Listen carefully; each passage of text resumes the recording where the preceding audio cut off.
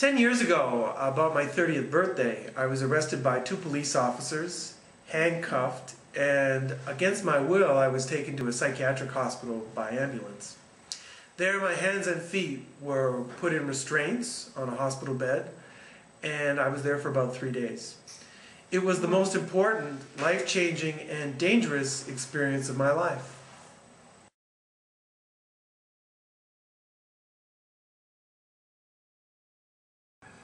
Hi, my name is Sean. I'm 41 and I live in Sao Paulo, Brazil.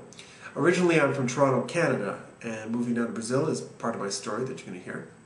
But first, the reason I'm making this video is on YouTube I've seen a lot of videos of people with bipolar syndrome, manic depression is what they used to call it.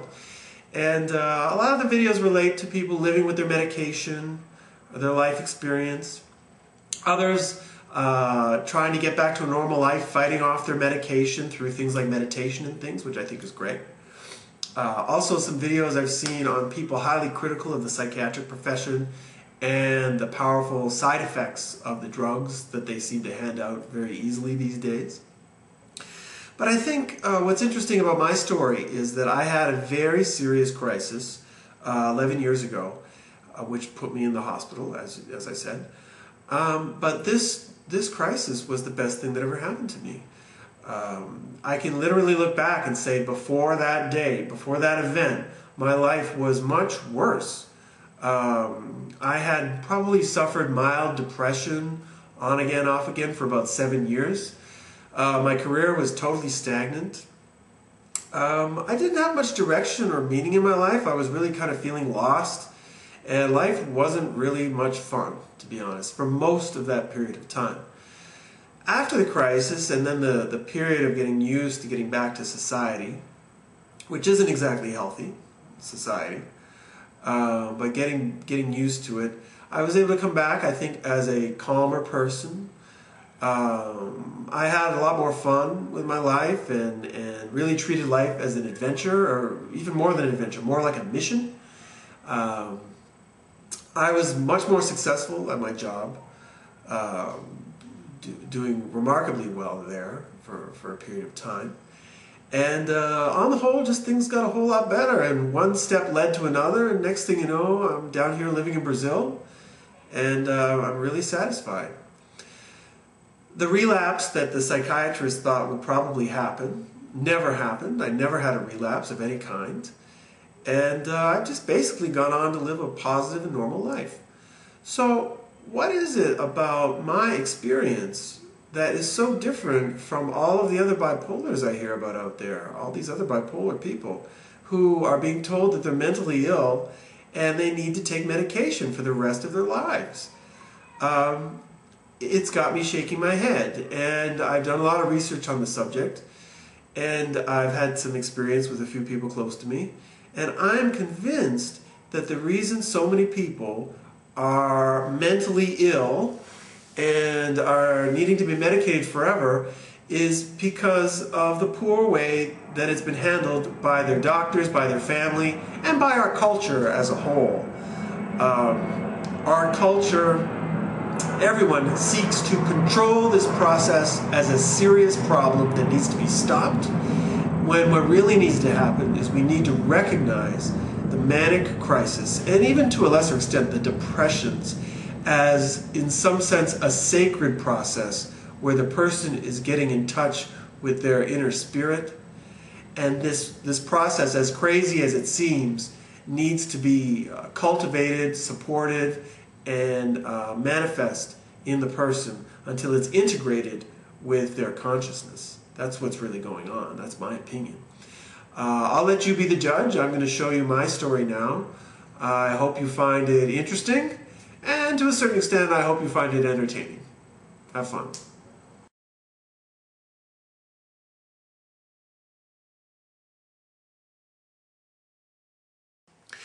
To start, my crisis came during a 5-day intensive self-help kind of course that I was on, called the Landmark Forum through Landmark Education. And it is a course that strongly encourages you to rethink many aspects of your life through a series of exercises. They had some new theories to show you, and a few very powerful meditations. And all of this was sort of put into one concentrated weekend, so that I was forced to look at my life in many different ways in a short period of time. And this was very insightful and very enlightening for me. The first 2 days of the course, I almost immediately became very excited with what I was learning, and almost into a state of ecstasy, which involved rethinking my life, and there was a rapid shift of emotions. I would feel quite excited at some moments, and then I would start to cry thinking about other things at other times. I was also starting to reinterpret my entire approach to living. I mean, it was just a tremendous transformation for me. During the course, I was staying with my parents in Toronto. Reason being, I had just come back from Vancouver, where I was working in advertising. I'd come back from Vancouver to go for a series of interviews trying to get into a different area of advertising back in Toronto, my hometown. So I had just moved back home, applying for this new position, even though I didn't have it yet. But back home, when I would come home from this course every night, and I was all sort of excited and agitated, and my parents became quite concerned about my overly emotional behavior, and I just didn't seem to be myself. I was very expressive. I couldn't sleep. Like I said, very excited, and really, this was just the beginning of what was starting to happen to me. I would talk about things with them. But the big thing really happened on the third day of the course, because while I was all excited and agitated and emotional, I was still somewhat normal. But on the third day, with 150 people in the room, they introduced us to a very powerful meditation. And this meditation asked us to focus on our fears. First, they asked us to imagine people that were attacking us, or that we had been kidnapped and people who were trying to hurt us. And when I thought about that, it really did nothing to me. I didn't feel anything in particular thinking about that imagery. But then I had this image that brought me to tears, and that was looking at my depth gauges from my scuba equipment. And the reason was that about 2 months earlier, when I was still in Vancouver, I went on a scuba diving trip. And the second day of the trip, we were diving around a destroyer that had been left off the coast of Vancouver Island, a big battleship. It was about 90 feet below sea level. And at that depth, I lost my weight belt. And in losing my weight belt, I started to shoot to the surface. And three things can happen once you've lost your weight belt in that kind of situation. One is you ascend way too quickly, you ascend very rapidly, and your excess nitrogen that you've absorbed from being down at that depth gives you the bends, which you can die from, unless you're taken to a chamber very quickly, a hospital chamber where they can decompress you. The second thing that can happen is you can panic and stop breathing and stop exhaling. And when that happens, the air in your lungs can expand very quickly, and you can get an air embolism, which can get into your bloodstream. And as soon as that hits your brain, you can die. And then the third thing is that you can just walk away from it without problem. And in my situation, I was lucky enough to walk away. But around 25 feet below sea level, I remember looking at my gauges and wondering if I was going to survive, if I was going to die or not. And I was just watching those gauges, wondering if I was going to die. Now, at the time, I didn't think that it really bothered me that much, even though people were looking at me and knowing that I came very close to having a serious accident and maybe dying. But it didn't really seem to bother me.